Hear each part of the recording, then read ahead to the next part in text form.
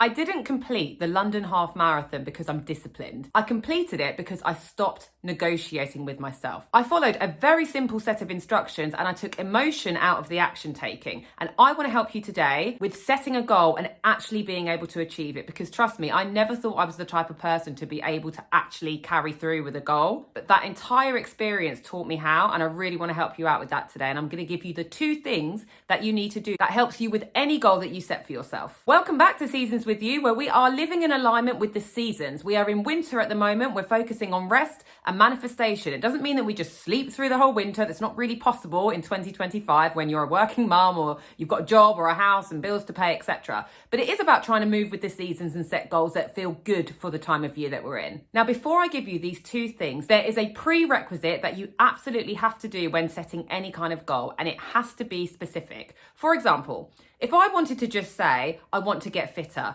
it invites anxiety, because what does that even mean? Deep down, I knew that I wanted my heart rate to be lower. I wanted to just be a runner. I thought it sounded cool. And if you're going to run a half marathon, you're going to get fit along the way. It's just naturally going to happen because obviously you increase the amount of running that you're doing and you start eating better because of it. You get more sleep because you're doing a lot more early morning runs and fitting it around your life. So setting a goal that is actually achievable rather than it being vague is the most important part. If you want to be a motivational speaker, don't say, I want to be a motivational speaker. It's too broad and invites in way too many questions for your brain to go. Say, I want to do a talk in my local library. I want to do a talk in my local cafe. Or if you're an artist and that's really actually what you want to do, don't say, I want to be an artist.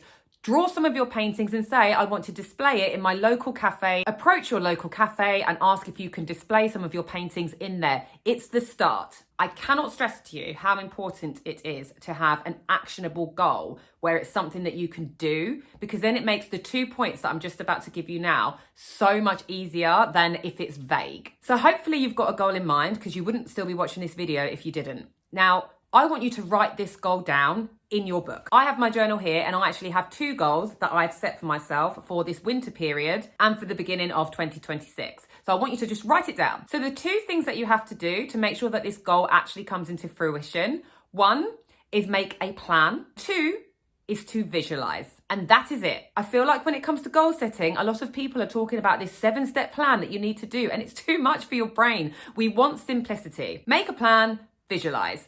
What do I mean by that? So for example, one of them is run a half marathon in 2026. Great. I don't know which one. I haven't looked up. I haven't signed up for any, but that's what I would like to do. The second one was get serious about my meditation practice. Do you notice that that second one, get serious about my meditation practice, is vague? So I immediately changed it to meditate for 15 minutes every single day. I have 2 very actionable goals that I can work with that feel good to me.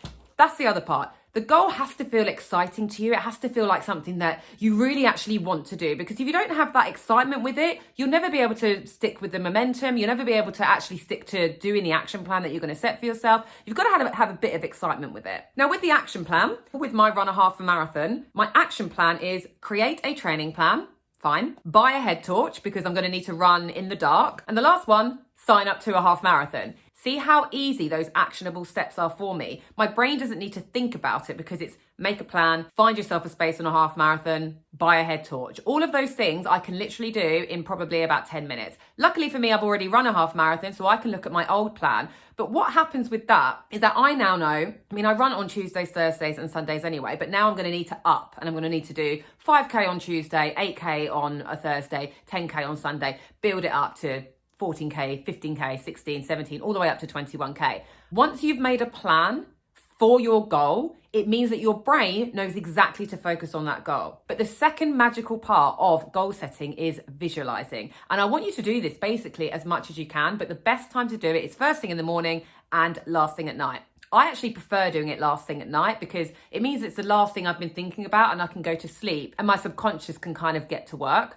So half marathon, I'm going to be visualizing myself crossing that finishing line. I'm going to be visualizing myself driving to wherever the place is, parking up, saying hello to some people, making sure my bib thing's on correctly, making sure my trainers are good, calling someone to say I'm just about to start. Like, can you see, like all of that? I can already feel myself getting excited about it. Whatever your goal is, you want to be visualizing it because then your subconscious starts to think it's already happened, which means you're more likely to achieve the goal. Same with my meditation practice. Now, I know why I want to meditate because I know how good it is for me. I know what it does to my body. I know what it does for my anxiety. I know what it does for the clarity in my life. I'm probably maybe 4 out of 7 days meditate, but I really want it to be a proper practice. So I know that. Before I go to bed tonight, I'm going to start visualizing a half marathon. I don't know where I'm going to do it yet. Where we'll have tickets, where we'll have spaces, where I want to do it, what time of year I want to do it. I kind of feel like I want to do one soon now that I've got this goal, but I'll have to research and see what there is. Before I go to bed, I'm going to visualize some sort of half marathon. I think I would like one to be on the coast. I'd like to find one on the coast. I think that would be really nice because I did the London one. So I'm going to visualize a coastal half marathon. I'm sure there must be one. And I'm also going to visualize the person I am who meditates for 15 minutes every day. So I'm going to be visualizing myself, not just meditating, not just seeing myself in my snug room in my house meditating every morning. I'm going to be visualizing the person that I am who is calm and collected and has people saying, wow, Tara, you seem really calm. Oh, I really like your energy. You seem really clear and focused. Like, I'm going to visualize this new way of living and the new kind of state of being that I'm in because I've made these 2 goals and I've made these 2 decisions. So it's making a plan. So I'm going to make a plan about my meditation practice in a minute. And it's visualizing. It's so easy to do these 2 things. If you've got the excitement of the goal and you've got this actionable goal, and then you throw a plan at it and you visualize, you are set. I can honestly promise you that, especially this time of year where it's December and everyone wants to wait till January 1st when it's just not on. A lot of people have been partying. They might have had too much to drink. Start now. I actually think setting goals in December and getting them started then is really nice because it just kind of flows through to January and it's not like this new year, new me kind of thing. It's like, well, actually, I'm going to set some goals now. I hope those tips help. Definitely comment and let me know what goals you're setting yourself for this winter period. I'm just setting myself those 2 because I am meant to be resting, right? I want to kind of chill out, but rest doesn't mean don't do anything. Obviously, we know exercise is great for us, so that's my personal goal. One of your goals might not be anything to do with exercise, but maybe there's something in your life that you know you want to achieve. Get started on it now, but use this time in the winter for manifestation. So manifestation and visualization kind of go together because it's kind of what we see in our mind, then the action that we take to get there. So like and subscribe, and I will see you next Monday.